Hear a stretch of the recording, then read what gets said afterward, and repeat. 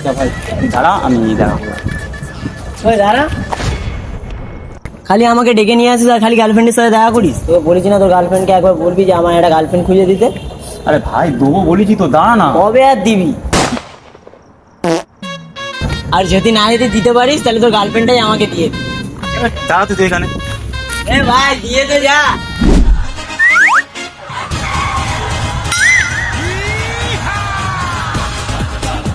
আরে ভাই তুই বলছিলিস না আমার গার্লফ্রেন্ডটাকে নিবি? হ্যাঁ। যা ভাই, আজকে থেকে তোকে দিয়ে দিলাম আমি। আরে হঠাৎ কি হলো? আরে ভাই বলিস না, খুব বাজে মেয়ে ভাই। তুই ওর সাথে প্রেম কর ভাই। খারাপ মেয়ে তাহলে আমি কেন প্রেম করবো? আরে ভাই তো অত থেকে লাভ আছে, তুই টাইম পাস করে ছেড়ে দিবি। হ্যাঁ ভাই। এক কাজ কর, আমি ওর সাথে সব কথাবার্তা সব সেটিং করে দিয়েছি, ওই এক্ষুনি আসবে বুঝলি তো। আমি একটু সামনে গিয়ে দাঁড়াচ্ছি, আমি থাকলে কেন একটা খারাপ ব্যাপার না।